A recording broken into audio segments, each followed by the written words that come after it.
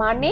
মানে তোর রান্না লোকজন চেটে পুটে খাচ্ছে, আর তোদের দুজনের বানানো সেলাই, ঘর সাজানোর জিনিস খুব ভালো বিক্রি হচ্ছে। বরুণবাবু তো একটা এক্সিবিশনও করবেন বললেন। সত্যি পরাগদা? সত্যিই তো।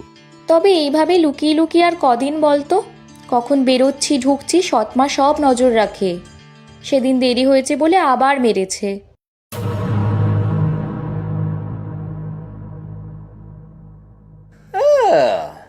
তাহলে তোর কাকি ঠিকই বলেছিল।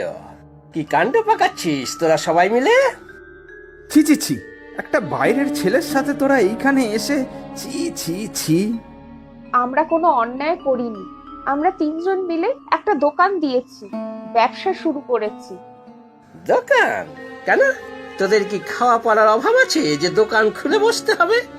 খাওয়া পড়াটাই তো সব নয়, ওদের জীবনে সম্মানের অভাব আছে, আর ওরা স্বাবলম্বী হতে চায়, এতে দোষ কোথায়? এই ছোকরা, তুমি এত কথা বলার কে হে? তুমি যে এই তিনজনের মাথাটা খেয়েছো বেশ বুঝতে পারছি। তোমাকে এবার পুলিশে দেব। পরাগদা কিছু করেনি বাবা, যা করেছি আমরা করেছি। আর পুলিশে দেবার হলে তোমাদের দেওয়া উচিত। মানে কি বলতে চাস তুই? ও একদম ঠিক বলেছে কাকু। আমার কাকা, আপনি, সুতোপার মামা সবাইকে পুলিশে দেওয়া উচিত। প্রত্যেকদিন যে আমাদের উপর অকথ্য অত্যাচার হয় তার জন্য। আপনারা এখন যান, না হলে আমি এবার সত্যি পুলিশ ডাকতে বাধ্য হব। ঠিক আছে, আমরাও দেখবো এই ব্যবসা তোদের কি করে চলে। বাড়ির দরজা আজ থেকে বন্ধ তোদের জন্য।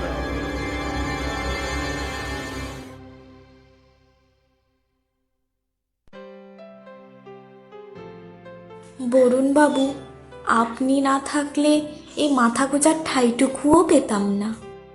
এখানে আরো অনেক মহিলারা থাকেন, তোমাদের কোনো অসুবিধা হবে না। আজ আমি এই গ্রামে আসতে পেরে গর্বিত। আপনাদের অত্যন্ত আনন্দের সাথে জানাচ্ছি যে এই গ্রামকে মডেল গ্রাম হিসাবে নির্বাচিত করা হলো।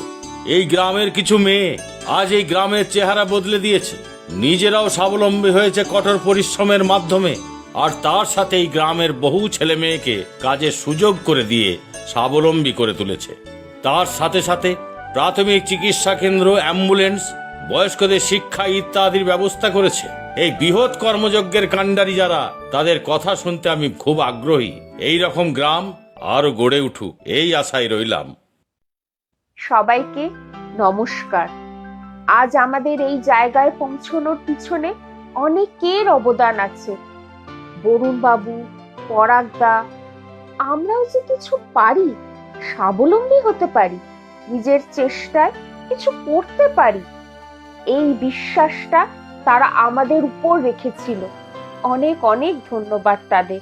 তারা না থাকলে আমরা কিছুতেই এই জায়গায় পৌঁছতে পারতাম না। বড় ভালো মেয়ে আমাদের মিলি। সত্যি কত ভালোবাসে আমাদের। আর আরো কয়েকজন আছেন যাদের ধন্যবাদ না দিলে সব অসম্পূর্ণ থেকে যাবে। এই গ্রামেই জন্ম আমাদের, বড় হওয়া, খেলাধুলা সব এখানেই। আমাদের ছোট থেকে বড় করার সব দায়িত্ব এনারা পালন করেছেন। আমাদের মা বাবা নেই, কিন্তু আমাদের কাকা কাকি, মামা মামি এরা কখনো সেই অভাব বুঝতে দেয়নি। তোমাদেরও অসংখ্য ধন্যবাদ। ভাগ্যিস সেদিন তোমার কথা শুনে আমি ওর বিয়ে দেইনি, না হলে কি আমাদের মিলি আজ এত বড় হতো? সত্যি সোনার টুকরো মেয়ে আমাদের, কন্যা রত্ন আমাদের।